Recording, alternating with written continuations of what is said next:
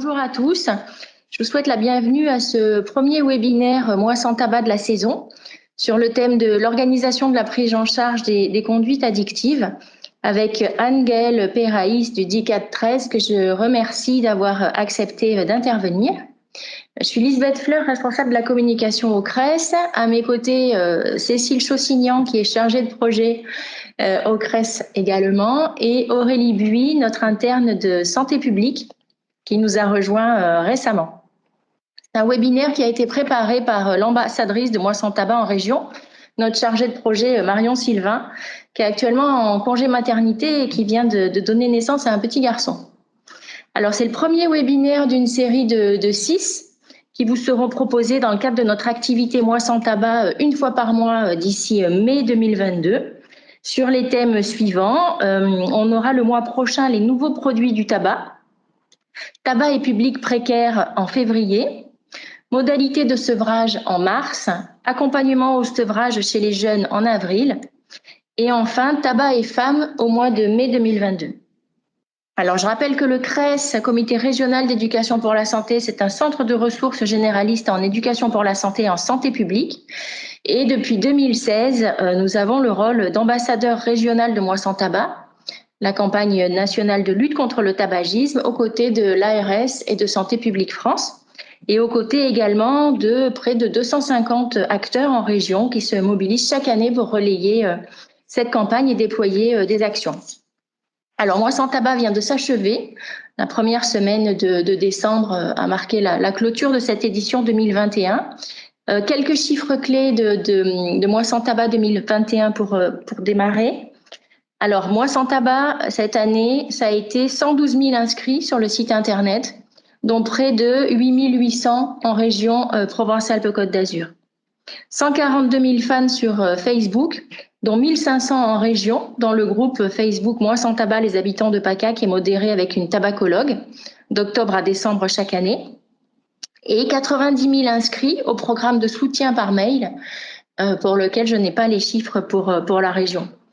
Donc les inscrits pour cette 6e édition sont en légère baisse de 10% environ. C'est également une tendance qui est observée pour Stoptober, la campagne anglaise dont Moi sans tabac est inspirée, très certainement liée d'après Santé publique France au contexte Covid.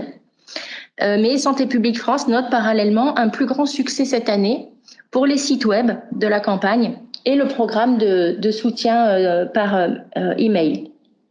Je rappelle qu'il y a eu un BEH qui est paru le 26 octobre 2021 sur l'évaluation de Moi sans tabac et qui révèle que depuis 2016, près de 1,8 million de tentatives d'arrêt sont attribuables à la campagne, soit plus du double du nombre d'inscrits en ligne en fait. Donc l'impact de la campagne va au-delà du nombre d'inscrits. Donc aujourd'hui, revenons à notre webinaire, vous êtes une trentaine à vous être inscrits, beaucoup d'infirmières et de médecins, représentants de la santé au travail, chargés de prévention, sages-femmes, psychologues et en très grande majorité originaires de la région. Le DICAD a réalisé pour l'occasion une sélection bibliographique dont Cécile va diffuser le lien et sur laquelle Anne-Gaëlle Perraïs reviendra dans quelques instants pour nous la présenter. Donc Anne-Gaëlle Perraïs, merci beaucoup d'avoir accepté d'intervenir. Vous êtes la coordinatrice générale du DICAD 13, dispositif d'information et de coordination en addictologie des Bouches-du-Rhône. Et donc, vous allez nous présenter aujourd'hui l'organisation de la prise en charge des conduites addictives entre le secteur libéral, hospitalier et médico-social. Vous nous ferez également un point sur l'évolution du DICAD. Donc, je vous laisse la parole. Merci beaucoup, Lisbeth. Bonjour à tous. Donc, je suis effectivement la coordinatrice du DICAD 13, donc cette structure de coordination des parcours de santé en addictologie sur les Bouches-du-Rhône. Je vous le présenterai un peu plus globalement tout à l'heure. J'ai le privilège effectivement d'inaugurer cette série de webinaires. Donc ma collègue Béatrice Bessou, avec qui je travaille, qui est documentaliste, a réalisé une bibliographie qui vous sera adressée.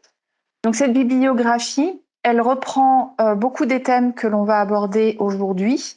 Donc, vous y retrouverez en soutien de ce que je vais aborder ce matin, donc une série de sites internet qui sont des sites internet ressources et de références vers lesquels vous pouvez vous tourner dans votre pratique.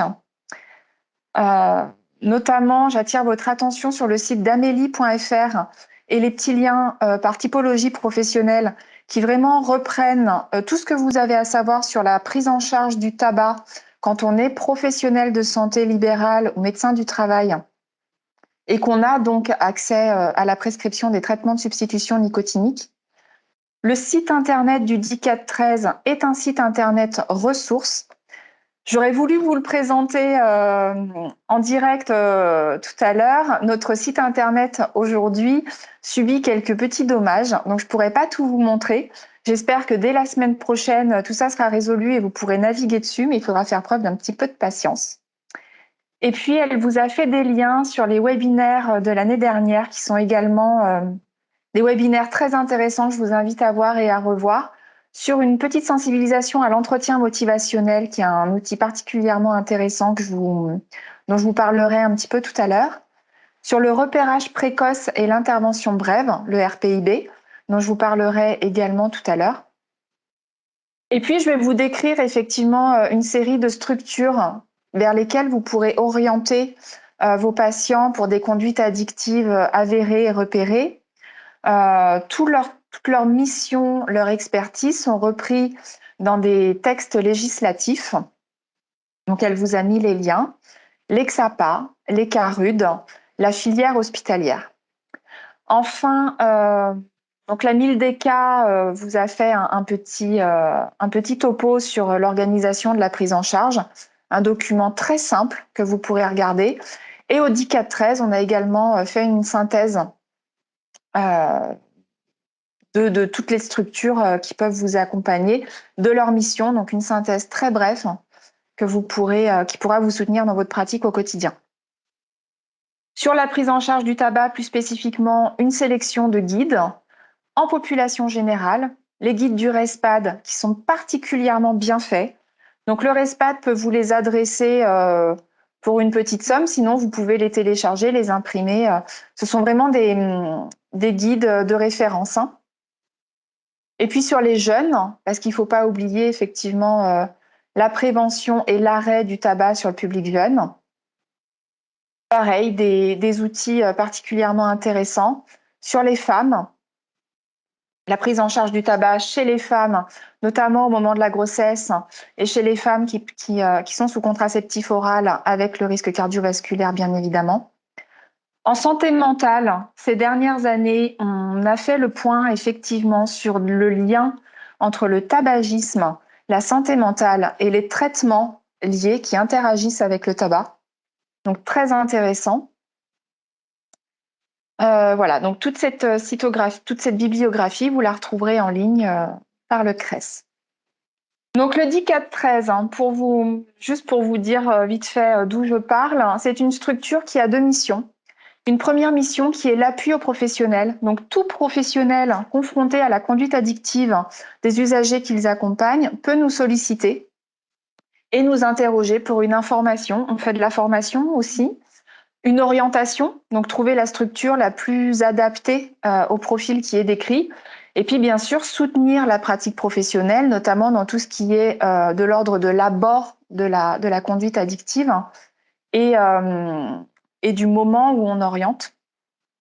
Et puis sur un deuxième axe, c'est une structure de coordination des parcours de santé avec un objectif vraiment d'éviter les ruptures de prise en charge et de permettre l'accès aux soins pour les usagers de drogue, où là, on met en œuvre le projet personnel de santé de l'usager. En addictologie, aujourd'hui, l'abstinence n'est plus un objectif en soi. On parle de réduction des risques et des dommages. Et l'arrêt des consommations peut être un objectif à très long terme, à moyen terme. En tout cas, entre les deux, on va essayer de limiter les risques et limiter les dommages psychosociaux des consommations. Dans cette coordination, bien sûr, on mobilise et on accompagne l'ensemble des professionnels qui interviennent, y compris les professionnels non spécialisés en addictologie. Et puis, on a aussi un rôle d'efficience dans ces parcours afin d'éviter les doublons de prise en charge des patients qui ont tendance à multiplier un peu les recours. Et donc, on a cet objectif de repositionner le patient dans une prise en charge adaptée. On va aborder autour de ce webinaire sur la prise en charge des conduites addictives. D'abord, on va définir ce qu'est une conduite addictive. On va revoir quelques notions de base.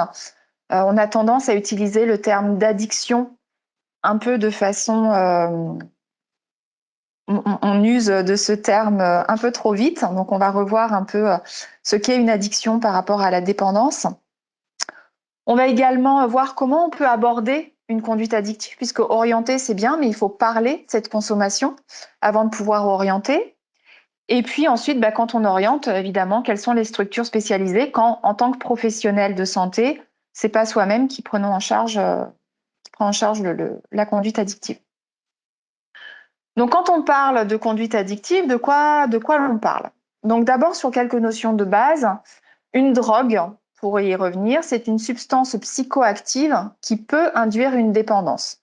Donc, effectivement, le tabac, mais aussi les médicaments, les produits licites et les produits illicites. Donc, dans le terme de drogue, il n'y a pas la notion de produit illicite. Un produit licite est une drogue, parfois.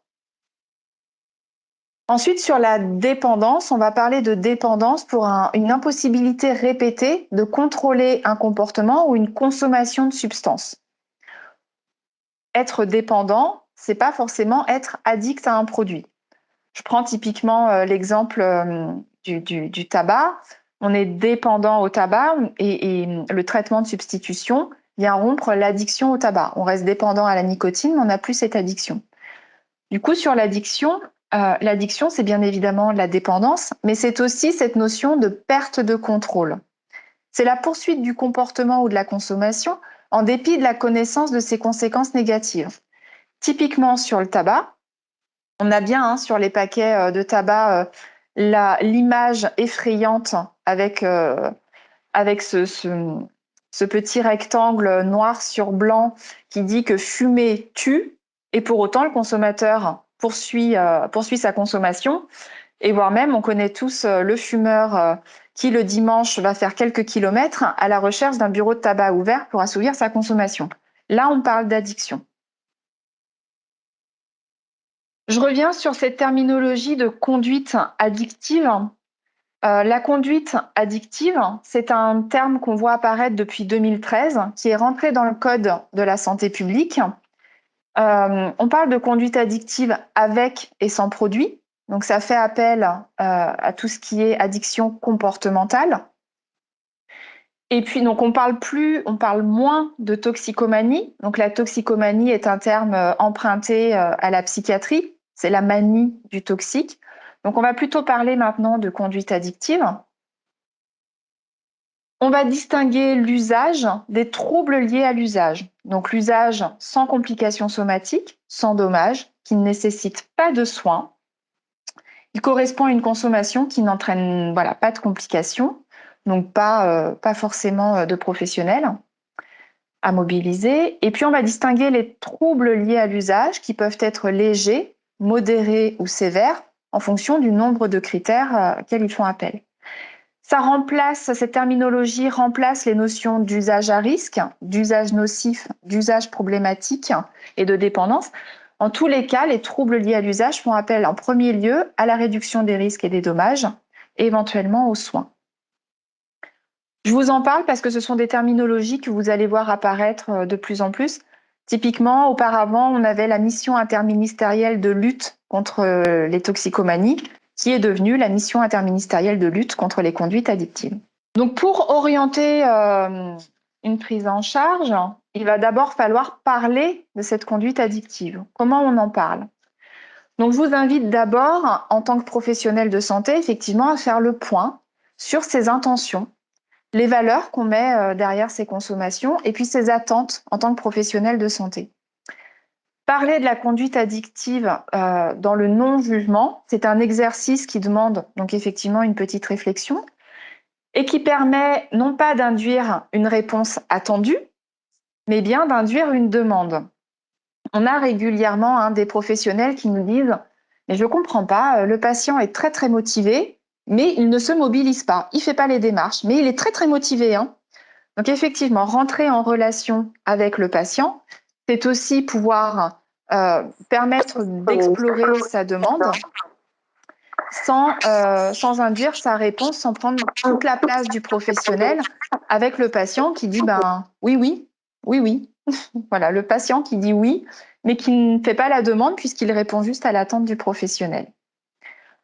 Des petits outils pour permettre de dialoguer plus simplement avec le patient, qui sont vraiment un véritable étayage de la pratique professionnelle du professionnel. D'abord, le repérage précoce et l'intervention brève, qui est une technique d'entretien structurée et ciblée sur le changement de comportement, mais surtout qui est une technique d'entretien qui est à l'initiative du professionnel sans demande du patient. Sur le tabac, on parle de conseil minimal. C'est vraiment, donc il y a des formations régulières sur le RPIB. On est vraiment sur un entretien très simple, très court, que tout professionnel de santé peut mener. Vous fumez? Oui, non. Est-ce que vous avez envisagé d'arrêter de fumer? Non. Je vous invite à réfléchir aux bénéfices que vous pourriez avoir à l'arrêt du tabac, des bénéfices financiers, des bénéfices en termes de santé, etc. Et puis le patient qui vous dit « Ah oui, j'y réfléchis de temps en temps ». Très bien, sachez qu'on peut en parler et envisager ensemble l'arrêt du tabac, qui a différentes solutions. Donc c'est vraiment un entretien de 5 minutes qui agit comme une balise dans le parcours du patient, qui au moment où le patient qui ne souhaite pas arrêter de fumer prend la décision d'arrêter de fumer, a déjà repéré le professionnel et sait qu'il pourra en reparler avec lui. Un autre outil, le counseling, qui est un entretien qui s'inscrit un peu plus dans la durée. En français, on appelle ça également la relation d'aide, qui vise vraiment à valoriser les ressources du patient. Donc avec le counseling, on va vraiment aborder ce que le patient peut faire, se baser sur son expérience, ce qu'il a déjà fait, s'il y a eu un arrêt du tabac il y a quelques années, de plusieurs mois. Voilà, mais ça a été possible, donc on va vraiment valoriser les ressources du patient. Et puis un autre outil, l'entretien motivationnel, qui là est une technique de dialogue avec le patient, qui va se baser sur le moment où en est le patient. L'entretien motivationnel s'adapte à la motivation du patient au moment où il en est. Donc, le patient, il est parfois un moment où il réfléchit à arrêter, où il est en train d'arrêter, où il est en train de reprendre sa consommation. Et l'entretien va s'adapter à ces modalités-là. Donc, ce sont de vrais outils que je vous invite à utiliser, à vous former. Donc, le CRES-PACA, les CODES, le CODEPS pour les Bouches-du-Rhône et les Corps-EVI, le Corps-EVI PACA Ouest Corse, proposent chaque année des formations gratuites à ces outils. Je vous invite à vous renseigner sur les dates et à vous inscrire. Bien évidemment, quand on abordera la conduite addictive d'un patient, là, on parle beaucoup de tabac, mais il convient toujours d'aborder les consommations annexes, les consommations de cannabis, les consommations d'alcool, de café, de boissons énergisantes. Ça permet vraiment de comprendre quelle est d'abord cette conduite addictive, de quoi elle relève, et surtout comment le patient va quels bénéfices il tire à cette consommation. Quand on parle des bénéfices d'une consommation, en addictologie, on a l'habitude de dire que la consommation, c'est une solution avant d'être un problème. Donc bien évidemment, en tant que professionnel de santé, on visualise très bien les problèmes du patient, sauf que le patient, il consomme dans une logique de performance, d'anxiolyse, etc., de somnifères parfois. Et puis, si on aborde cette conduite addictive sans aborder les bénéfices et les renoncements qui vont devoir être faits par le patient, finalement, on laisse le patient se confronter à quelque chose de l'ordre de l'impossible. Donc, il convient vraiment d'aborder ça sous l'angle des bénéfices qui vont être tirés de l'arrêt de ces consommations ou de la diminution des consommations, mais aussi effectivement des renoncements. Donc pour ça, c'est le principe de l'écoute active qui consiste vraiment à se mettre dans une position de mimétisme avec le patient. Donc on n'est pas dans une position de sachant, on est dans une position accueillante. On encourage la verbalisation, on est dans le non-jugement. Et puis donc on laisse le patient effectivement revenir sur ces problématiques, verbalisées. Il n'y a pas d'obligation à arrêter, il n'y a pas d'obligation à arrêter demain. C'est la temporalité du patient qui est la priorité. Mais en tout cas, on se met dans une position de ressource pour le patient. J'espère que j'enfonce des portes ouvertes. Je le redis vraiment comme une petite balise dans ce parcours de santé de l'usager. Et puis, il ne faut pas oublier que la plupart des patients, notamment avec le tabac, ils ont besoin de personne. Ils font les démarches seuls. Ils s'imposent voilà, d'arrêter à une date précise. En janvier, j'arrête de fumer. Et donc, pour ça, il y a des petits outils pour soutenir les patients.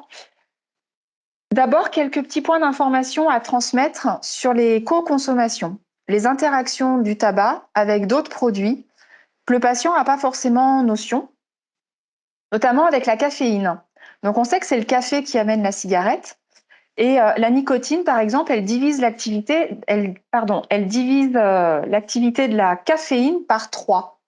Donc, lors du sevrage, si on n'est pas substitué en nicotine, il va aussi falloir diviser sa quantité de café par 3, sous peine d'être un petit peu irritable et d'avoir des troubles du sommeil. Ça fait partie des petits points à faire passer aux patients. Et puis sur l'alcool également, puisqu'on sait que la dépendance à la nicotine, elle favorise la dépendance à l'alcool et en rend le sevrage plus difficile. On a pu avoir tendance ces dernières années à se dire qu'on faisait les choses étape par étape, et je pense notamment aux patients alcoolodépendants qui, quand ils rentraient en cure de sevrage, on disait chaque chose en son temps, on s'occupe d'abord de l'alcool et puis on verra le tabac par la suite. Du coup, on sait que non, il y a une véritable interaction entre alcool et tabac, et que si on arrête l'alcool, c'est bien aussi d'arrêter le tabac et de le faire en même temps. Donc, quelques outils pour soutenir les patients dans leur démarche. D'abord, effectivement, Tabac Info Service, qui est une application et un coaching téléphonique pour les patients avec des tabacologues au bout du fil. D'où l'intérêt de la campagne Moi sans tabac. Hein. Une multitude d'applications, alors gratuites ou payantes. Souvent, elles sont gratuites de base et puis ensuite, vous avez des petits modules de l'application qui sont payants. Je vous ai mis quelques exemples qui sont validés par les professionnels de la dictologie. Alors, je vous en ai mis quelques-unes que je trouve vraiment intéressantes. Smokiten, qui est très ludique. C'est un jeu vidéo avec un chaton qui relève des défis tous les jours parce qu'il arrête de fumer. Très ludique. Flammy, qui est une application qui permet de briser ses habitudes. Puisqu'on sait que les patients qui fument, bien souvent, ils ont une consommation de tabac qui est associée à des gestes. Je prends un café, j'allume une cigarette. Je monte dans ma voiture, j'allume une cigarette. Donc, je suis au téléphone, j'allume une cigarette. Donc, voilà, briser ses habitudes avec une petite application, c'est pas mal. L'application Tweet, etc. Canopé, qui est une application de santé plus généraliste qui a été développée par le CHU de Bordeaux, qui aborde la nutrition, le sommeil, etc. Et bien évidemment, la consommation de tabac et ses répercussions quand on arrête de fumer. Il y a plein d'autres applications que vous retrouverez sur le site d'Addicted. Je vous ai mis le lien. Et puis, des applications de relaxation pour les patients. Calme, Respire Relax, Petit Bambou, plein d'autres. Mais celles-ci, en tout cas, elles ont un succès certain. Je vous invite à relayer les patients sur la chaîne YouTube de la Psychiatrie du Soleil. Donc, la Psychiatrie du Soleil sont les équipes de psychiatrie de l'AP-HM, de l'hôpital de la Conception, qui invitent régulièrement des professionnels, donc qui font consensus, qui font de la sophrologie, etc. Il y a plein de vidéos de relaxation, de base sur la sophrologie, de gestion du stress, etc. Et je vous invite particulièrement à regarder les vidéos d'Hervé Hainaut, qui sont vraiment très bien faites et qui peuvent être une ressource pour les patients pour comprendre ce qu'ils vivent et aller un petit peu plus loin dans leur gestion du stress et des répercussions de l'arrêt du tabac. Donc effectivement, Lisbeth vous le disait en introduction, on va aborder l'organisation de la prise en charge autour de 3 pôles. La médecine de ville, avec les médecins, les pharmaciens, les infirmiers libéraux, mais les kinés qui sont habilités à prescrire, les sages-femmes qui voient leur prescription élargie à l'entourage de la femme enceinte, les dentistes, et puis les médecins du travail également qui peuvent prescrire des traitements de substitution. L'hôpital, les centres hospitaliers, je parlerai un peu moins des cliniques, mais on les abordera aussi. Et puis le secteur médico-social. D'abord, sur les professionnels de ville, ces professionnels de santé de ville qui sont donc non spécialisés en addictologie. D'abord, pourquoi on les implique? D'abord parce que ce sont des professionnels qui sont de grande accessibilité. Je pense aux pharmacies qui sont ouvertes sur de grandes plages horaires, les médecins, les cabinets qui sont ouverts jusqu'à tard dans la journée, les infirmières libérales qui viennent à domicile du patient, qui voient le patient dans son environnement. Les patients sont en général vus dans la durée, autour de différents prismes d'entrée dans le parcours de vie du patient. Le patient est vu jeune, le patient est vu sous l'angle de la parentalité, et puis le patient vieillissant, etc. Ces professionnels, ils ont des rôles différents. Je pense au pharmacien qui peut avoir un rôle de médiateur entre le prescripteur et le patient, à l'infirmier, les infirmiers libéraux qui ont un rôle souvent de confident auprès du patient. En tout cas, de plus en plus, ces professionnels de santé, qui sont d'abord des conseillers sanitaires, on leur propose de devenir agents de prévention. Je ne sais pas ce que vous en pensez. C'est une observation que je fais. En tout cas, le professionnel de santé, si on lui demande de plus en plus de faire de la prévention, on sait que ce n'est pas un accompagnateur social. Donc il s'agit quand même de comprendre les enjeux de l'addiction pour ne pas vivre comme un échec les allers-retours de consommation. Vous avez vu que depuis tout à l'heure, je parle de reprise des consommations. Je ne parle pas de rechute. J'en dirai un mot un peu plus important tout à l'heure. Il faut savoir quand même qu'aujourd'hui, la prescription de tabac, par exemple, par les infirmières libérales, c'est un acte qui n'est pas rémunéré. Pour vous parler d'un projet qui a été porté par l'URPS des pharmaciens PACA, qui consiste, pour certains pharmaciens formés à l'entretien motivationnel, à mettre en place des entretiens spécifiques lors de la délivrance des substituts nicotiniques avec le patient. Ces entretiens sont rémunérés sur la base d'un appel à projet qui a été porté dans le cadre justement du mois sans tabac, pour avoir une petite subvention et une rétribution de ces actions. Mais aujourd'hui, c'est un acte qui n'est pas rémunéré. Donc quand on s'investit de cette façon auprès du patient, les reprises de consommation, elles peuvent être vécues comme un échec pour le professionnel qui a l'impression de s'être investi pour rien. Et puis du coup, qui vont faire vivre au patient quelque chose de très stigmatisant, quelque chose de l'ordre de l'échec, de l'incapacité à relever, à assumer une décision, etc. Donc on va essayer d'aborder ça sous un angle très pragmatique. Je vous parlais tout à l'heure de l'entretien motivationnel qui s'adapte aux étapes du patient. Je vous parlais du cercle de Prochaska, dont vous avez très probablement entendu parler. Alors, je vous ai dit qu'on ne parlait pas de rechute, et bim, là, le premier terme qu'on voit, c'est le terme de rechute. Bon, le cercle de Prochaska, qui est également dit le modèle transthéorique du changement, il date de 1970. On a la chance quand même de voir la terminologie évoluer en près de 50 ans. Donc là, je suis désolée, il y a le terme de rechute. Donc sur le tabac, on va intervenir différemment en fonction que le patient soit dans une dynamique de pré-contemplation. Elle ne se sent pas du tout concernée par l'arrêt du tabac. Donc on va aborder les choses sous l'angle de « très bien, vous pourriez y penser, vos ressources, les ressources disponibles autour de vous sont celles-ci, etc. » La contemplation, où la personne, elle pense à arrêter de fumer, elle l'envisage. Éventuellement, elle va se fixer une date. La décision, je vais utiliser le petit curseur, je crois, voilà. La décision, où là, le patient planifie vraiment l'arrêt du tabac. Le 1er janvier, j'arrête de fumer. Le mois sans tabac, j'arrête de fumer, etc.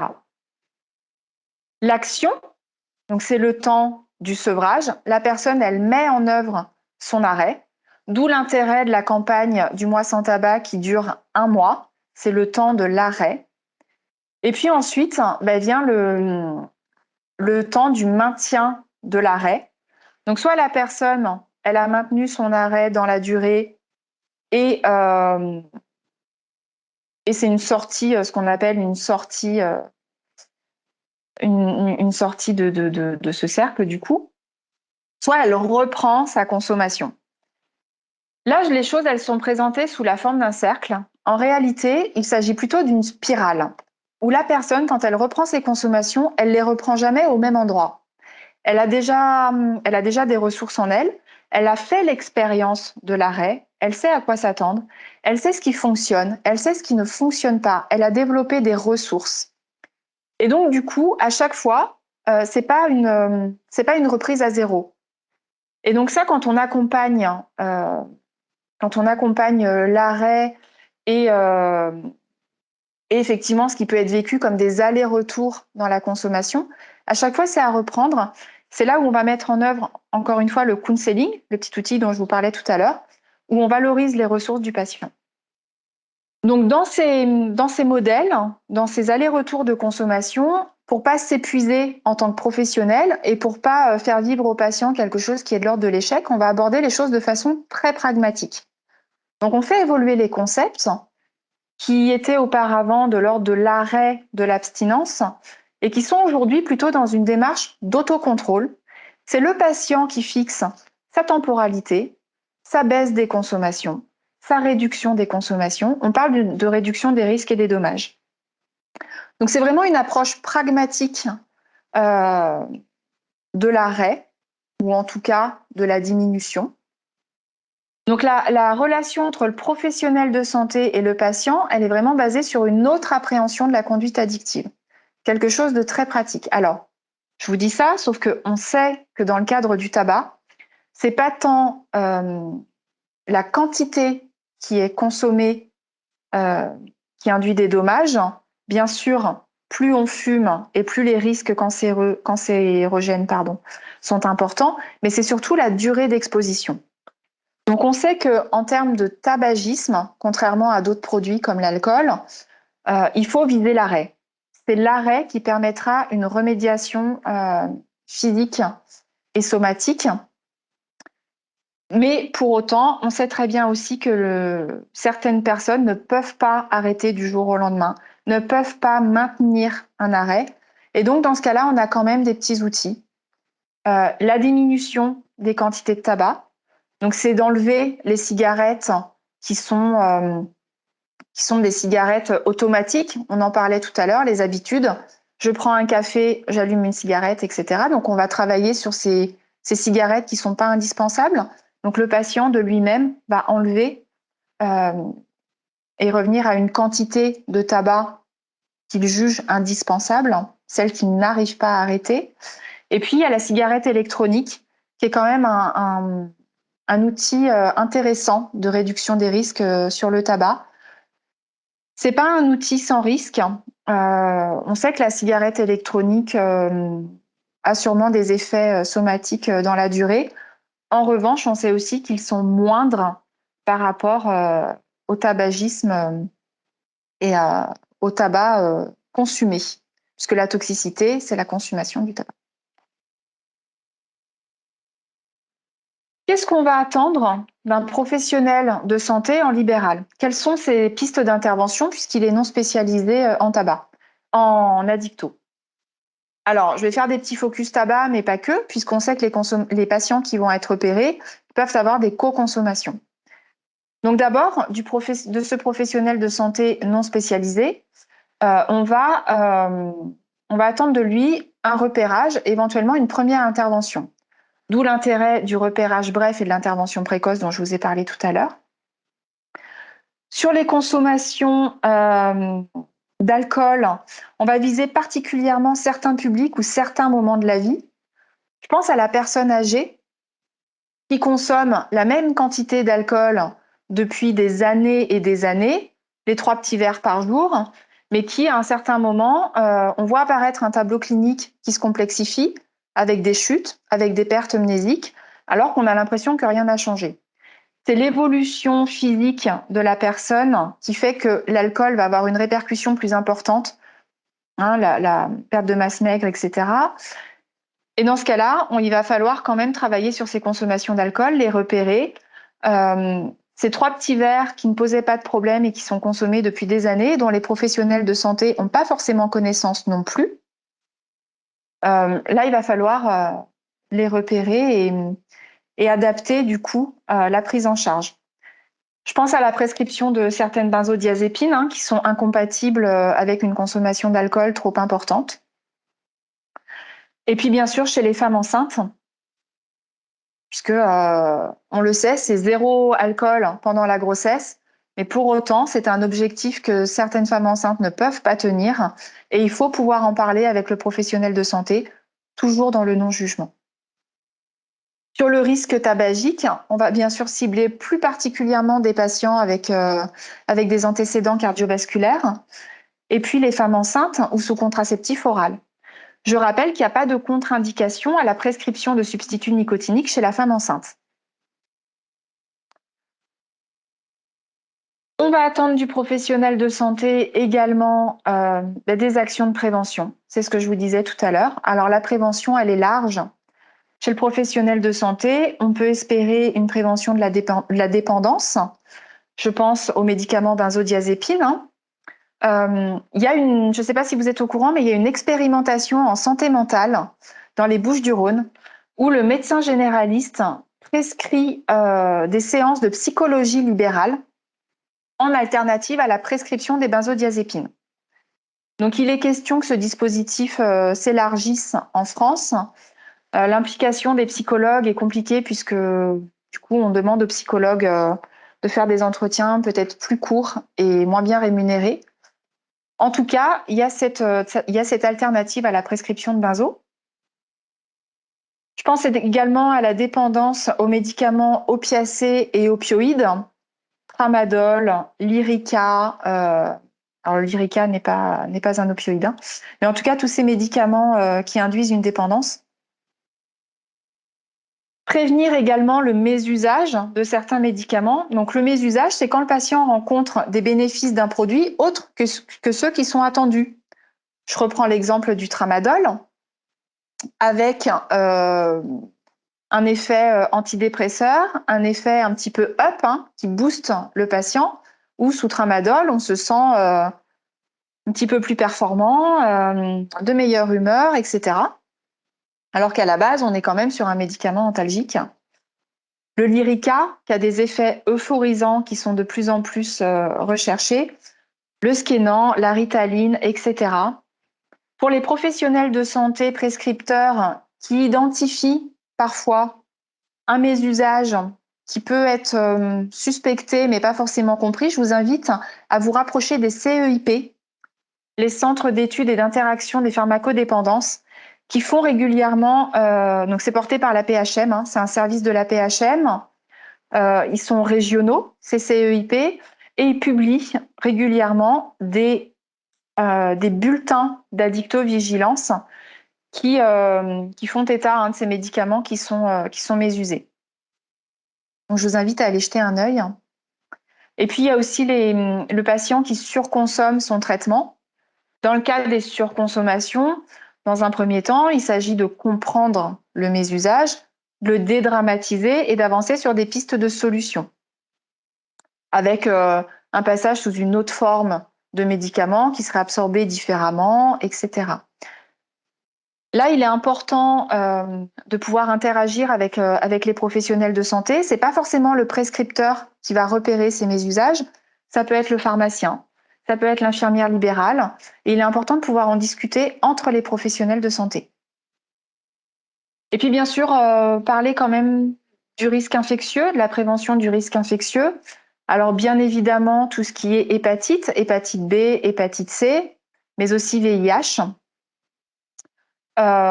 Vous savez qu'en pharmacie, il y a des stéribox pour les patients qui utilisent la voie intraveineuse pour consommer leurs produits.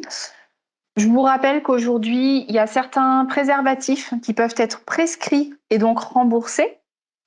Ça, c'est quelque chose qui est encore pas très très bien connu. Donc la marque, elle s'appelle Eden, je crois. Je suis sûre même.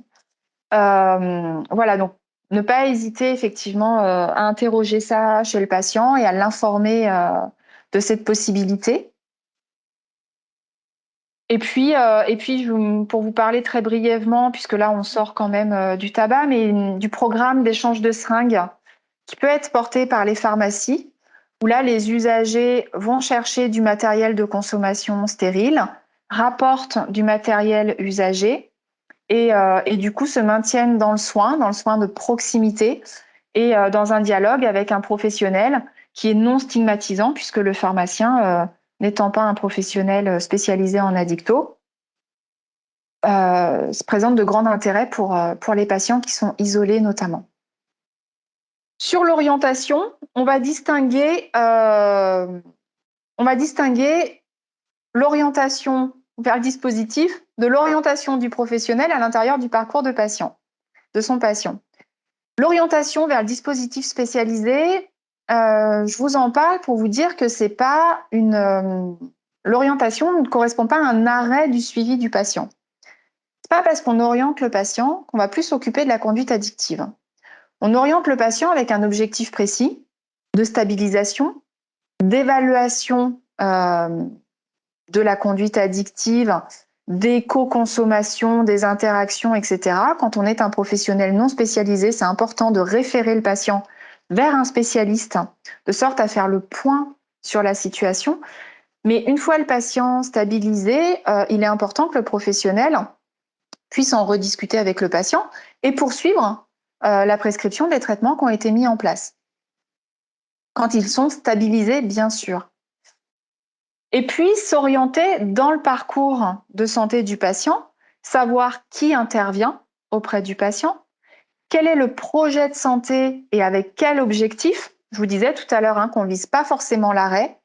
Il va y avoir dans un premier temps une baisse des consommations, éventuellement, et puis une gestion des consommations. De s'assurer que le patient bénéficie d'un étayage suffisant. Et donc, tous les professionnels de santé qui sont mobilisés vont avoir un rôle de veille sur la situation. Bien souvent, les patients qui reprennent leur consommation, il y a eu des petits points d'alerte, n'ont pas été repérés. Le patient a fait état de fragilité, de difficultés dans son travail, de difficultés familiales, relationnelles, etc. Où là, le patient aurait pu être orienté vers un soutien psychologique. Donc, il y a en addicto, il y a différentes structures qui proposent des soutiens psychologiques, que ce soit en libéral ou dans des structures spécialisées. En tout cas, chaque professionnel de santé peut avoir un rôle de veille sur la reprise des consommations ou sur les difficultés qui sont connues par le patient. Je pense aussi aux droits sociaux. Vous savez que les couvertures sociales CSS qui remplacent la CMU-C, etc. La CMU, l'AME sont des dossiers qui se renouvellent tous les ans et certains patients n'ont pas forcément l'autonomie suffisante pour renouveler leur dossier. Donc là, c'est important aussi d'avoir un petit rôle de veille et de s'assurer que le patient a bien accès à ses droits, sans quoi le temps du renouvellement du dossier, le patient n'a plus de complémentaire et n'a pas forcément les moyens de payer la prise en charge, le coût des traitements qui lui sont prescrits. Et puis sur l'accompagnement, un petit mot, accompagner le soin addicto de son patient. Je vous en ai parlé, c'est bien sûr accompagner dans le non-jugement, tout en respectant le cadre légal. Je pense aux prescripteurs, il ne s'agit pas du tout de sortir du cadre légal de prescription, quand bien même il y a du mésusage. C'est d'accompagner le patient à son rythme, mais surtout, c'est de participer à l'inscription et au maintien du patient dans un processus thérapeutique. Alors, je dis ça, j'ai bien conscience que certains patients sont parfois épuisants. C'est difficile d'être toujours dans cette position. C'est pour ça qu'on essaye de mobiliser plusieurs professionnels, que dans la prise en charge des conduites addictives, on parle de prise en charge globale, pluridisciplinaire, médico-psychosociale. Donc, travailler en pluridisciplinarité, c'est effectivement s'assurer que le patient bénéficie d'un étayage suffisant. C'est être au clair du fait que la prescription, notamment médicamenteuse, la prescription à elle seule, elle ne suffit pas. Que la condition première, c'est vraiment d'instaurer une alliance thérapeutique entre le patient et les professionnels mobilisés. Tout doit pouvoir être dit, y compris les mésusages. Puis il y a des périodes qui demandent un peu plus d'échanges entre les professionnels. Je pense aux périodes d'équilibrage. Dans le traitement de substitution nicotinique, par exemple, le patient, dans un premier temps, il peut être surdosé ou sous-dosé. Si le médecin ou le prescripteur initial des traitements de substitution ne peut pas revoir le patient à un rythme suffisant pour rééquilibrer ça, ça peut être le pharmacien qui se fait dépositaire de ces effets secondaires de surdosage ou de sous-dosage. Et dans ce cas-là, le pharmacien peut se mettre en lien avec le prescripteur. Bien évidemment que dans tous les cas, le secret professionnel doit être formellement réaffirmé aux patients. Les échanges d'informations entre professionnels, vous le savez, ils sont cadrés par la loi, par un cadre législatif, ne sont partagés que les éléments strictement nécessaires à l'évolution du parcours de santé du patient. L'accord du patient doit bien sûr être obtenu. Parler d'un patient avec un autre professionnel, les échanges doivent lui être rapportés et les conclusions discutées avec lui. On a l'impression que c'est chronophage, mais ce temps qui est accordé aux patients et à l'échange entre professionnels, c'est vraiment un temps que l'on gagne sur la poursuite et la continuité des soins avec le patient. C'est presque un investissement. Le terme n'est pas très joli, mais bon. Donc là, on a abordé la médecine de ville. Un mot sur le secteur hospitalier. Donc sur l'hôpital, donc l'hôpital public, j'entends, on va trouver 3 niveaux. Donc un premier niveau qui est le niveau de proximité avec éventuellement des consultations d'addictologie qui ne sont pas forcément désignées comme telles. Ça peut être un pneumologue qui fait des consultations tabac. Ça peut être un hépatogastro qui fait des consultations plus ciblées sur la consommation d'alcool. Sur les hôpitaux publics qui disposent d'un service d'urgence, on va trouver une équipe de liaison et de soins en addictologie. Je vais vous les présenter plus spécifiquement tout à l'heure.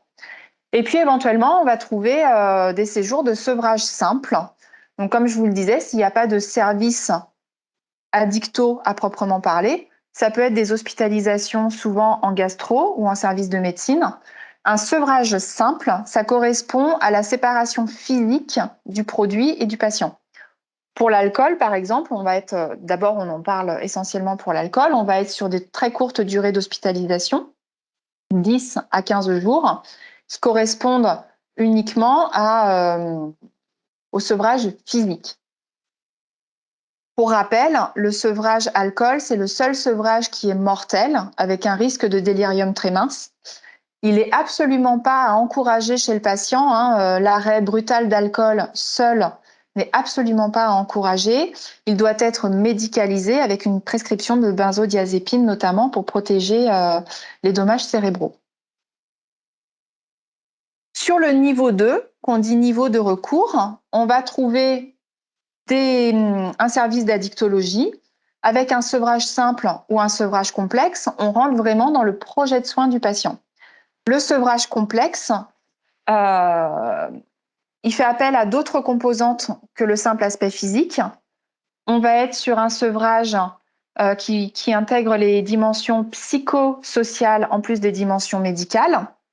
On a une équipe qui est dédiée et on est sur un temps d'hospitalisation beaucoup plus long qui peut aller de quelques semaines à plusieurs mois en fonction des établissements. On va parler de cure et de post-cure. Enfin, sur le niveau 3, qu'on dit niveau de référence, on est sur des lits d'hospitalisation désignés addictologie avec le volet recherche, c'est essentiellement dans les CHU.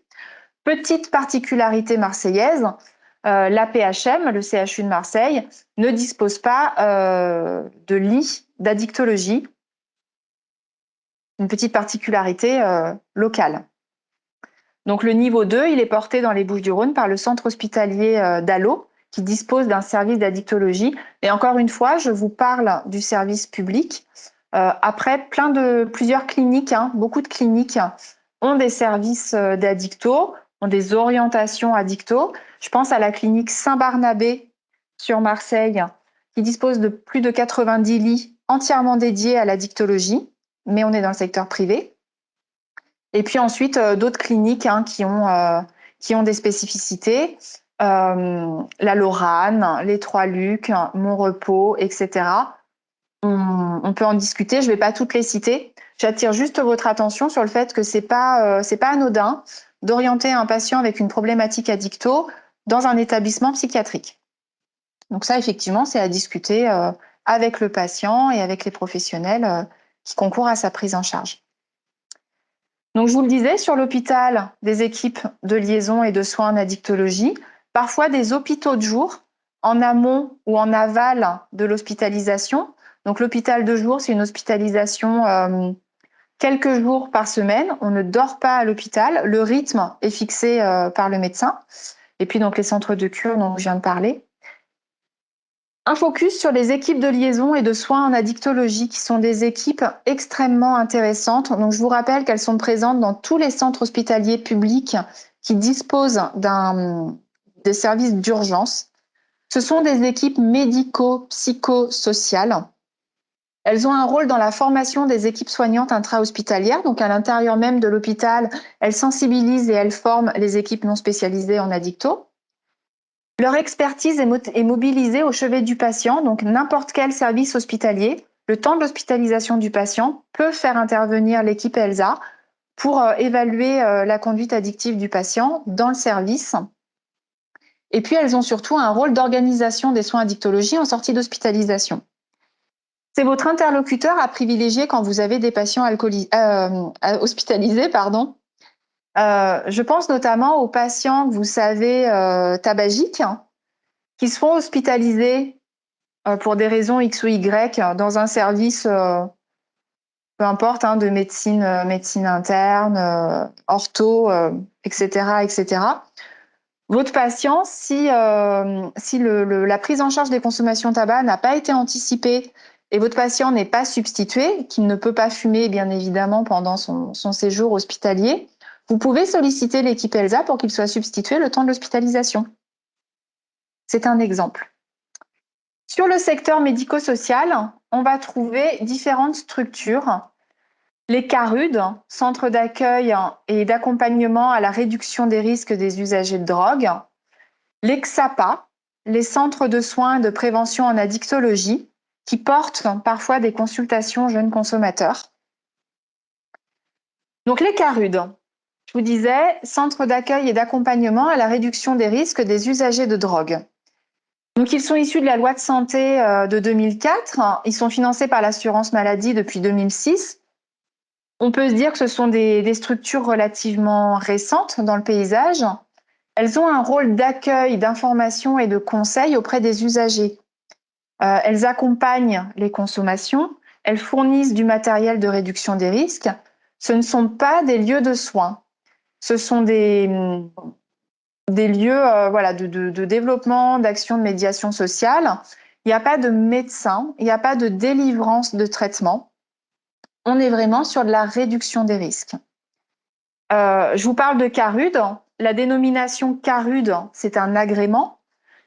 Souvent, ces structures, elles sont portées par des associations qui ont leur propre nom. Je pense sur Marseille, par exemple, on va avoir ASUD. On va avoir sur l'hôpital Protox. Sur Aix-en-Provence, on va avoir l'ELF. J'espère que ce sont des noms qui vous parlent, que vous reconnaissez. Donc le CARUD n'est pas un lieu de soins. Le CARUD est un lieu de délivrance de matériel, de soutien aux consommations, et on évite du coup les risques infectieux, les dommages qui sont causés par, je pense à l'inhalation de certains produits, puisque pour préparer certains produits, par exemple, certains usagers utilisent de l'ammoniac alors qu'ils pourraient utiliser du bicarbonate de soude. Donc, on est vraiment sur ce type d'expertise et ce type d'accompagnement. les XAPA, Centres de soins d'accompagnement et de prévention en addictologie. Donc des structures qui sont inscrites à la loi de modernisation de l'action sociale depuis 2002, mais qu'on a vu se mettre en œuvre en 2009. Donc un petit temps de latence, un petit temps d'inertie qui s'explique par l'organisation historique de la prise en charge des addictions.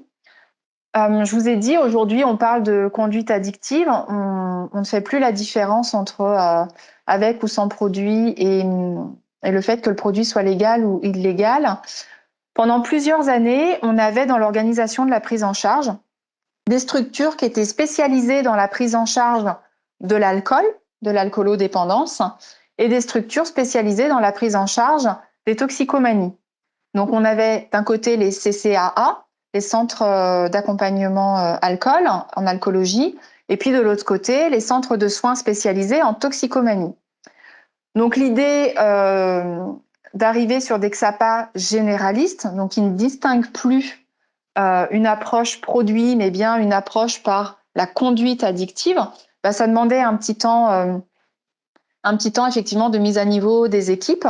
C'est pas rien quand on est spécialisé sur l'alcool de devoir prendre en charge des usagers, par exemple, qui sont injecteurs ou qui sont sniffeurs.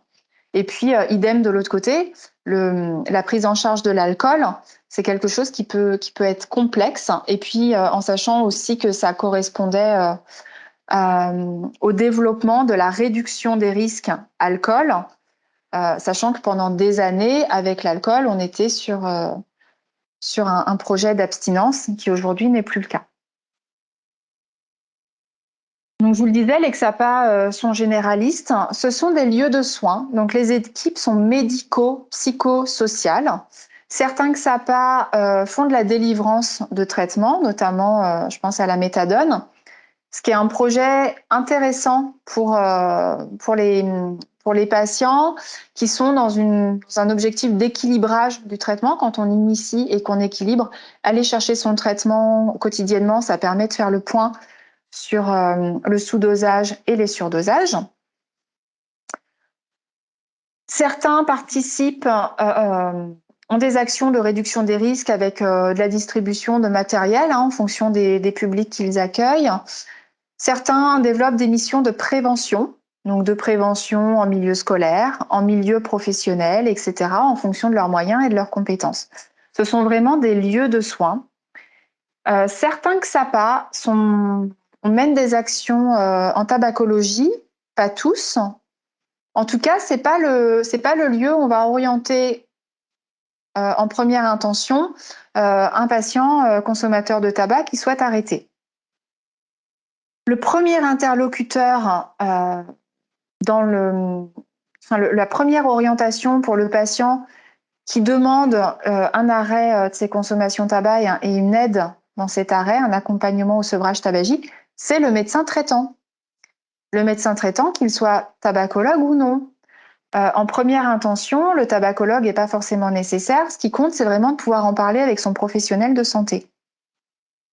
Maintenant, sur le XAPA, on peut orienter des patients qui sont polyconsommateurs et qui ont notamment aussi cette consommation de tabac. Elle sera prise en charge en même temps que les autres consommations. Donc, je vous l'ai dit tout à l'heure, c'est que XAPA, pour certains, porte des consultations jeunes consommateurs. Je vais vous parler de la prise en charge des publics jeunes, des 12-25. D'abord parce que vous allez être confronté en tant que professionnel à des parents qui sont en difficulté avec leurs adolescents ou jeunes adultes qui initient des consommations et que les parents, bien évidemment, en sont inquiets. Donc, ce sont des lieux d'orientation aussi pour les parents. Donc, la consultation jeunes consommateurs, c'est un lieu dédié aux jeunes de moins de 25 ans qui ont des consommations, un début de consommation, mais aussi aux parents. Donc, vous le savez, un jeune, il n'a pas de problème avec sa consommation en général. Donc, il n'y a que le parent qui ne supporte pas de le voir derrière son écran ou qui est très inquiet de savoir qu'il commence à fumer du cannabis, qu'il y a des consommations de tabac, on a trouvé un paquet de cigarettes, etc. Mais orienter le jeune vers ce type de dispositif, c'est pas forcément évident puisque lui, il n'a pas de problème. Donc, mais ça peut être des lieux de soutien pour les parents puisque les parents peuvent être accueillis en consultation jeunes consommateurs, sans leurs ados, sans les jeunes adultes. Ce sont des prises en charge brèves, puisque s'il y a une consultation plus importante qui est repérée, je pense à des jeunes qui seraient injecteurs, utilisateurs de produits un peu plus nocifs, etc. Ça va être des orientations vers le XAPA. Ils ne restent pas en CJC. Toutes les conduites addictives peuvent être abordées dans ces lieux. Et puis, ça vise vraiment aussi la prévention d'une aggravation des consommations. Je vous parlais également, toujours sur les publics jeunes, des espaces santé jeunes pour accueil écoute jeunes et des maisons départementales des adolescents. Je vous en parle toujours avec cet objectif d'orientation des parents. Les espaces santé jeunes pour accueil écoute jeunes, mais aussi les maisons départementales des adolescents, ce ne sont pas des lieux dédiés à l'addiction. Les conduites addictives peuvent être abordées, mais ce sont des lieux de prise en charge globale de l'adolescent ou du jeune adulte avec l'ensemble de ses composantes, la vie affective et sexuelle, l'insertion, le décrochage scolaire, les difficultés familiales, etc., etc. Donc, ce sont des lieux d'accueil, d'écoute et d'orientation avec vraiment une stratégie de développement d'éducation pour la santé et de renforcement des compétences psychosociales du jeune. Donc, dans ces lieux, là encore, vous pouvez orienter les parents. Moi, je pense même que sur la porte d'entrée addicto, les parents, souvent, sont très inquiets d'une consommation. Même si on identifie une consommation de produits, l'espace santé jeune pour accueil écoute jeune est une porte d'entrée qui, bien que non spécialisée, est idéale pour être non stigmatisante auprès des jeunes et des parents.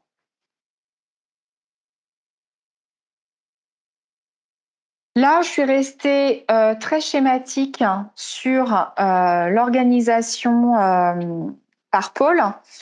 Bien évidemment que plein d'autres professionnels se greffent à cette prise en charge. Les CMP et CMPP, alors les CMP, je vous les ai mis sur l'hôpital parce que ce sont des structures hospitalières spécialisées en santé mentale. Je vous les mets sur l'hôpital et je les mets en bleu parce qu'elles ont un fonctionnement qui relève du secteur médico-social avec des équipes pluridisciplinaires qui sont souvent en dehors de l'hôpital en tant que tel. Ce ne sont pas des lieux spécifiques addicto, mais on parle de plus en plus de pathologies duelles, donc de troubles addictologiques et psychiatriques. On tend dans les pratiques vers une prise en charge intégrée, donc une prise en charge vraiment en même temps des addictions et des troubles psychiatriques. Dans les faits, ça demande de développer une culture commune. Ça se passe depuis plusieurs années, on évolue.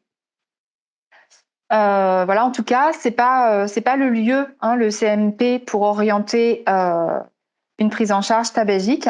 En tout cas, c'est le lieu pour orienter des états dépressifs sévères, des troubles anxieux généralisés, et puis certaines pathologies psychiatriques, bien évidemment.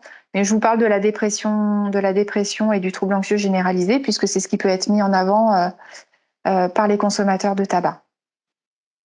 Et j'insiste sur le fait que le premier interlocuteur reste le médecin traitant. On peut parler également des DAC, qui sont des portes d'entrée pour trouver le meilleur interlocuteur. Les DAC, les dispositifs d'appui à la coordination, je vous en parle de façon un petit peu prématurée puisqu'ils sont pas encore effectifs sur les territoires, ils sont à venir. Les DAC vont réunir aujourd'hui les PTA, les plateformes territoriales d'appui, que vous connaissez sûrement, Apport Santé, Pratique Santé, les Maya sur la personne âgée, et puis beaucoup de réseaux de santé qui étaient thématiques. Donc les DAC vont réunir tout ça pour être une porte d'entrée unique de soutien et d'appui à la coordination pour les professionnels non spécialisés.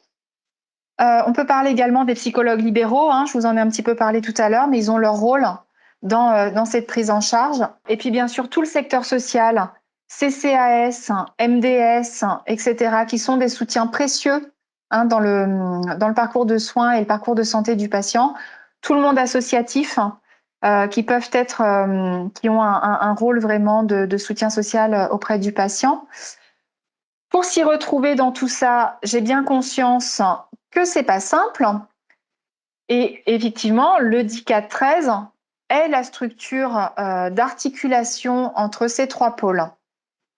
Donc, vous abordiez tout à l'heure, Lisbeth, la question effectivement de l'articulation entre ces différentes structures.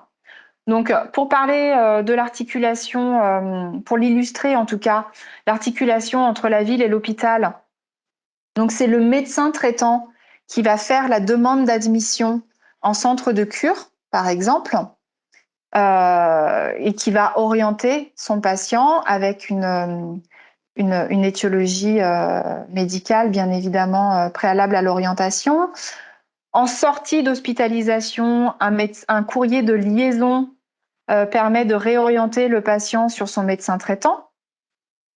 Et puis, bien sûr, c'est pas parce qu'on est suivi par son médecin traitant qu'il n'y a pas l'intervention d'un XAPA spécialisé, du coup, sur la poursuite des traitements qui peuvent être initiés en cure ou pas. En tout cas, sur une stabilisation avec un accès psychologique qui, du coup, est gratuit et non limité dans le temps.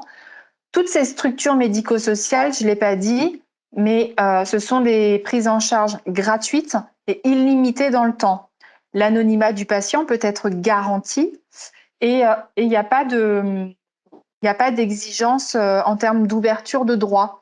Donc un patient qui n'a pas de droit, qui est en attente de droit, est pris en charge en XAPA et en CARUD sans aucune difficulté. Donc effectivement, on parlait tout à l'heure de la pluridisciplinarité, de la transdisciplinarité, je vais y arriver. Les médecins et tous les professionnels de santé en ville, c'est important pour eux de se rapprocher de ces structures. Et en général, ce sont plutôt les structures médico-sociales qui font le lien avec les professionnels de ville qui sont surchargés dans leur pratique pour les informer de l'évolution du patient, des besoins, etc. Et le DICAD 13, quand il est mobilisé, assure vraiment cette coordination et le relais d'information entre les différents professionnels. Donc le DICAD 13, petit point d'évolution. Au 1er janvier, donc très rapidement, le DICAD 13 évolue et intègre une structure de coordination régionale, ARCA-Sud, l'association régionale de coordination en addictologie. Donc c'est une excellente nouvelle puisque bientôt toute la région PACA disposera de cette expertise en addicto et d'une possibilité de coordination des parcours de santé. Sur les Bouches-du-Rhône, les missions restent les mêmes, un appui aux professionnels et une coordination des parcours de santé. Je pense que très progressivement, ce nom de DICAD 13 est voué à disparaître au profit d'Arca Sud. La coordination de proximité, elle reste à l'échelle départementale. Et à la différence d'un DAC, dont je vous parlais tout à l'heure, les dispositifs d'appui à la coordination, les DAC ont des territoires plus petits et leurs portes d'entrée sont généralistes. Donc c'est de notre sort que de nous articuler avec les DAC à l'échelle du département pour les patients qui, en plus d'une conduite addictive, d'une pathologie addictive, mais présentent des maladies chroniques, des états de santé somatique très dégradés, etc. Là, c'est le DAC qui va coordonner effectivement le suivi somatique du patient. Donc, au 1er janvier 2022, Arca Sud couvrira déjà les Bouches-du-Rhône avec le DICAD 13, le Vaucluse avec RESAD 84 et les Alpes-Maritimes avec Addiction 06. Ça, c'est une évolution majeure. Si vous avez des questions, n'hésitez pas. En tout cas, pour l'instant, les missions qui seront celles d'Arca Sud restent les mêmes. Donc, pour le moment, un numéro de téléphone qui est maintenu, un numéro de téléphone unique, une adresse mail unique et un site internet ressources. Donc, Je vous en parlais en introduction. C'est vraiment notre objectif, c'est vraiment d'informer les professionnels sur les contextes de consommation liés à un produit, à une modalité d'usage. Je vous en parlais au tout début sur les recherches bibliographiques. Donc, ma collègue documentaliste a fait une petite bibliographie. Elle peut vous mettre à disposition toute l'actualité scientifique qui fait consensus si vous avez des questions très précises. Donc, tous les ans, elle répond à des professionnels de santé autour de questions qui peuvent être le point d'actualité sur la prise en charge de la cocaïne, par exemple, où on en est, quelles sont les expérimentations, sur l'intérêt de certaines thérapeutiques, etc. Donc, n'hésitez pas à vous tourner vers elle, donc Béatrice Bessou, qui peut vous mettre à disposition l'ensemble de la littérature sur un sujet précis, ce qui fait quand même gagner un certain temps par rapport à Google. On diffuse également les bonnes pratiques avec une newsletter que vous connaissez peut-être, une newsletter qui est bimensuelle, qui là encore référence l'actualité locale. Si vous avez des prises en charge spécifiques, des projets dans vos structures, n'hésitez pas à nous en parler et on les porte à connaissance dans la newsletter qu'on diffuse à l'échelle régionale. Un site internet ressources et puis on fait de la formation, de la sensibilisation, etc. On est là pour vous aider dans l'orientation de vos patients. Je vous parlais donc d'Exapa, des CARUD. En fonction des territoires, les territoires sont plus ou moins dotés. Il ne s'agit pas d'orienter le patient sur n'importe quelle structure. Je vous parlais sur l'Exapa. Chaque Exapa a ses spécificités, ses cultures, ses projets, etc.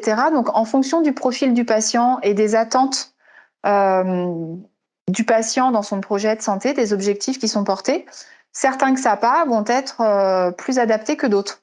Donc, on est vraiment là pour vous orienter sur la structure la plus à même d'accueillir l'usager, sachant que sur les Bouches-du-Rhône, par exemple, les structures aujourd'hui sont surchargées. Les délais d'attente peuvent être extrêmement longs et que voilà, on peut aussi vous aider à maintenir la fenêtre motivationnelle du patient pendant ce délai d'accueil de l'usager. On vous oriente aussi en fonction des ressources sur le territoire. On sait qu'il y a sur les Bouches-du-Rhône notamment, on va avoir des territoires qui sont moins bien pourvus. Je pense au pourtour de l'étang de Berre. Mais bien évidemment, je pense aux territoires alpins qui ont des zones qui sont parfois très difficiles d'accès d'un point de vue géographique ou très éloignées les unes des autres. Donc, orienter quelqu'un sur un XAPA qui est à 50 km, voilà, on sait que ça ne va pas forcément être la bonne orientation. Donc, on est là pour vous aussi pour travailler ça et faire monter en compétence les professionnels non spécialisés dans le projet de santé de l'usager.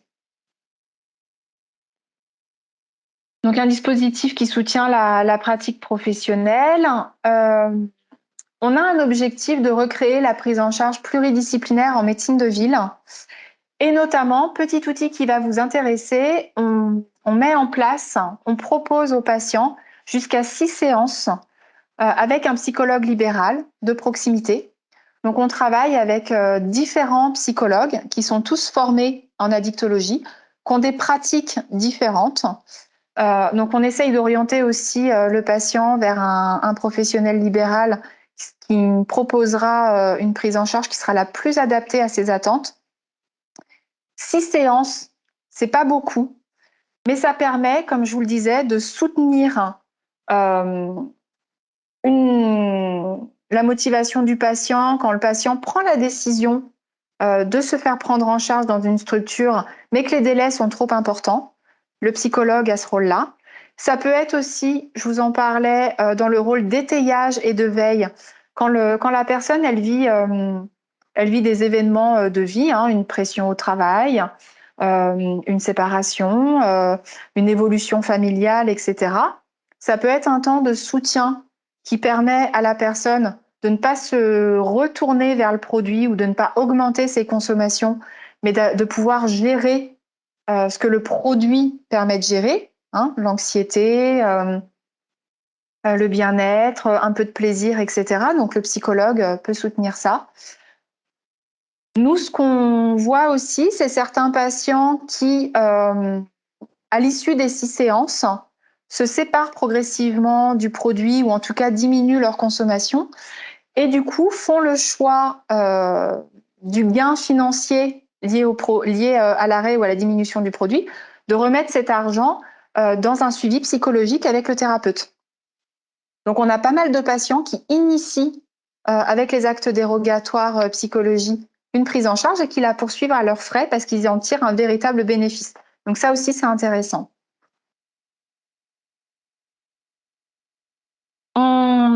Je vous en parlais aussi en introduction, hein, on a un rôle de prévention des ruptures de parcours de santé. Et je vous le disais, par exemple, pour les patients qui n'ont pas leurs droits ouverts ou qui n'arrivent pas à maintenir leurs droits ouverts avec le renouvellement des droits sociaux, pour les patients qui sont en attente d'une ouverture de droits, on prend en charge le surcoût, en tout cas la part complémentaire du patient directement auprès des pharmacies. Donc c'est extrêmement simple pour les professionnels de santé. Vous nous appelez, vous nous dites à quelle pharmacie le patient a l'habitude de retirer ses traitements et on s'occupe de tout. Donc vous n'avez pas de démarche, il n'y a pas de formulaire à remplir. C'est vraiment une démarche simple qu'on veut fluide à la fois pour les pharmaciens avec lesquels on travaille, hein, et avec les professionnels de santé qui nous sollicitent et les patients.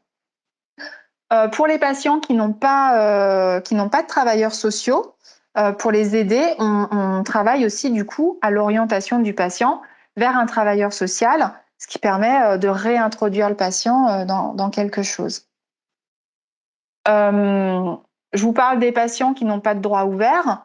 On prend aussi en charge les traitements qui sont non pris en charge par l'assurance maladie. Je pense aux vitaminothérapies dans le cadre des alcoolodépendances, les vitamines B1, B6 qui sont nécessaires dans les prises en charge mais non remboursées.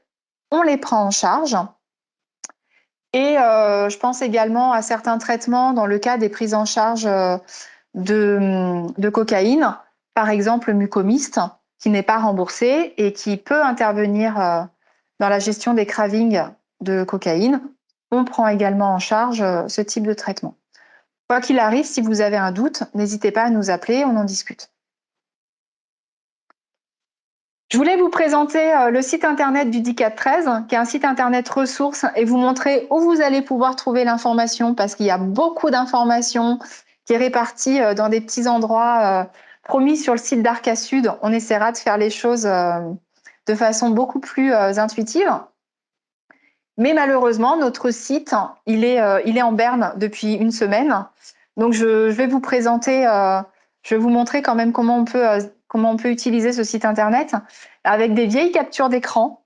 J'en suis vraiment désolée. Et j'espère que très bientôt, vous aurez la curiosité d'aller sur le site et que vous retrouverez toute l'information. Donc, quand même, sur le site internet du DICAD 13, vous allez trouver un annuaire qui est en ligne, qui est interactif, avec une cartographie qui recense l'ensemble des structures dont je vous ai parlé, les XAPA, les CARUD, les consultations avancées de ces structures, les ELSA, et puis également toutes les structures qui interviennent en santé mentale et en santé sexuelle, donc les CMP, adultes et enfants, les CEGID, hein, dans le cadre des prises en charge en santé sexuelle. Donc tout ça, vous le retrouverez. L'annuaire, il est téléchargeable pour en avoir une version papier pratique à avoir à côté sur son bureau. Vous y trouverez une multitude de ressources documentaires, les newsletters qui restent, qui sont accessibles et référencés au même endroit, et puis des cahiers tabac, puisque ma collègue anime une page Moi sans tabac sur notre site internet, et sur lequel elle a construit des cahiers tabac, donc des cahiers spécifiques sur tabac et femmes, tabac et jeunes, tabac et santé mentale, etc., etc., qui sont vraiment une base de formation si le sujet vous intéresse, hein. Donc, sur notre site internet, ça se présente comme ça. Donc là, on est dans l'espace professionnel. Donc, dans l'espace professionnel, vous allez trouver l'espace documentaire. Donc là, un petit bouton qui permet d'accéder à l'ensemble des newsletters qui ont été publiés jusqu'à présent. Et puis, des dossiers documentaires, donc qui se présentent comme ça. Donc, des petites listes déroulantes. Alors là, je vous dis, c'est une vieille capture d'écran. Depuis, elle en a construit tellement plus. Donc, en tout cas, sur des données de base, sur des publics, les publics jeunes, les femmes, les personnes âgées, les personnes handicapées, elle a vraiment développé tout ça, les produits, les comportements. Donc, vous cliquez, ça déroule un petit sommaire, et puis vous téléchargez un dossier PDF avec qui se présente comme ça, un petit sommaire, des liens. Donc, vous cliquez sur ce qui vous intéresse. C'est vraiment ludique, ça prend peu de temps puisque vous cliquez vraiment sur ce qui vous intéresse. Vous pouvez vous former étape par étape. Quand vous avez 5-10 minutes, vous lisez un article. Voilà. Donc, le DICAD 13, je vous le redis, un numéro de téléphone unique, une adresse mail unique et donc un site internet que j'espère fonctionnel très, très vite. Voilà, je vous remercie et je suis là pour répondre à toutes vos questions.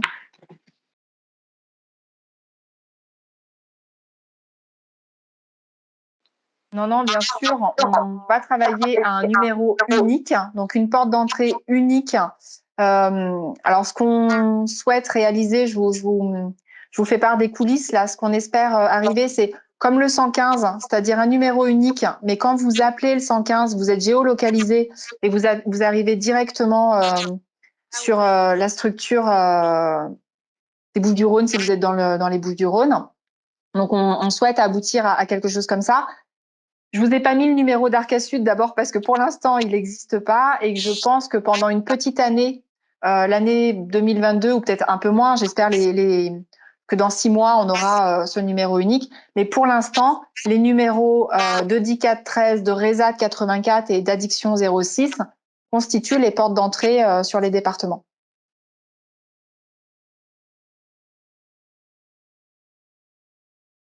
C'est pas possible. C'est ce que je disais en parlant des professionnels libéraux, c'est-à-dire que effectivement, pour l'instant, une consultation addicto, elle n'est pas valorisée. Donc, une prescription de substitut nicotinique par une IDEL n'est pas valorisée, n'est pas cotable. Une consultation addicto par un médecin généraliste n'est pas non plus. C'est quelque chose qui peut être long, mais n'est pas un acte cotable. Maintenant, je prenais l'exemple de l'URPS, des pharmaciens, qui a monté un projet extrêmement intéressant pour impliquer les pharmaciens et rétribuer ce temps à l'accompagnement dans le sevrage tabagique, où les pharmaciens volontaires sont formés à l'entretien motivationnel, au sevrage tabagique et sont rétribués dans l'accompagnement qu'ils font des usagers. Donc, il y a un véritable protocole avec des entretiens entre le pharmacien et l'usager et ils sont rétribués. Je sais pas le montant exactement, mais en tout cas, ils sont rétribués par leur URPS, mais dans le cadre d'un projet qui est financé par ailleurs. Et effectivement, j'invite les infirmiers libéraux à construire ce type de choses pour éventuellement ensuite le valoriser auprès de la Sécu. Hein. Et ce projet, Anne-Gaëlle, il a été élaboré par l'URPS pharmacien au niveau de la région PACA. Oui.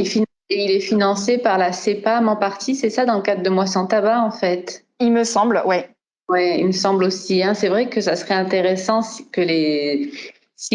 certaines infirmières étaient motivées, pourraient effectivement tout à fait se déployer aussi auprès des infirmiers, parce que la question évoquait une demande d'entente préalable, mais en fait ça n'existe pas. Si la cotation n'existe pas, même une entente préalable ne peut pas être mise en œuvre.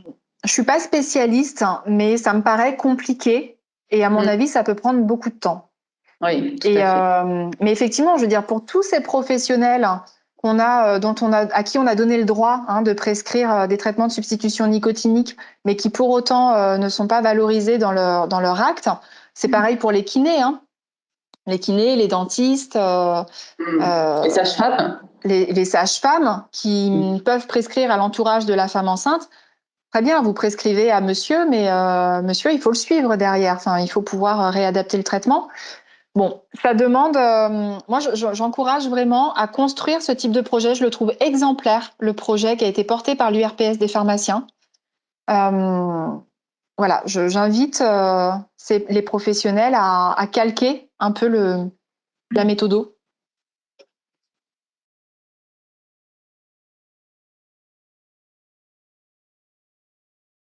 Effectivement, on vit une période de crise, c'est-à-dire que les professionnels de santé en général et dans le secteur addicto, pour ce que je connais, désertent le secteur. On ne trouve pas de médecins addictologues. On a beaucoup de structures qui sont non pourvues en médecins addictologues. La pénurie infirmière également est importante. Et je vous invite, donc il y a des délais de prise en charge qui sont très importants quand les structures accueillent encore. Donc je vous invite d'autant plus à passer par les structures de coordination pour accéder à l'établissement qui permette de répondre au mieux aux besoins du patient. Voilà, et pas orienter la personne dans quelque chose qui la mettrait en échec, puisque voilà, on se retrouve avec des structures qui n'incluent plus, qui renvoient sur d'autres structures, qui ont d'autres modalités, etc. C'est vraiment notre expertise territoriale que de connaître le fonctionnement des structures et d'orienter là où le patient pourra avoir une prise en charge adaptée à ses besoins. Nous allons donc conclure. Encore merci beaucoup Anne-Gaëlle Perraïs. Pour toute demande relative au mois sans tabac ou à la communauté de pratique Moi sans tabac, le contact c'est donc Aurélie Buis qui remplace Marion Sylvain pendant son congé maternité et dont vous avez dû avoir les coordonnées. On se donne rendez-vous pour notre prochain webinaire qui sera le jeudi 20 janvier 2022 sur le thème des nouveaux produits du tabac avec Clémence Cagnac, qui est la directrice du Souffle 84, qui avait animé un webinaire formidable l'année dernière sur les politiques publiques de prévention du tabagisme, qui est disponible en replay. On va vous mettre le lien également vers l'ensemble des prochains webinaires et vers le programme des formations, des CODES qui a été évoqué tout à l'heure, qui sont organisés dans toute la région sur l'entretien motivationnel, la prescription de traitements de substitution nicotinique, ou encore le RPIB. Donc c'est le moment de conclure. Encore merci à tous pour votre participation et on vous souhaite d'excellentes fêtes de fin d'année et à bientôt.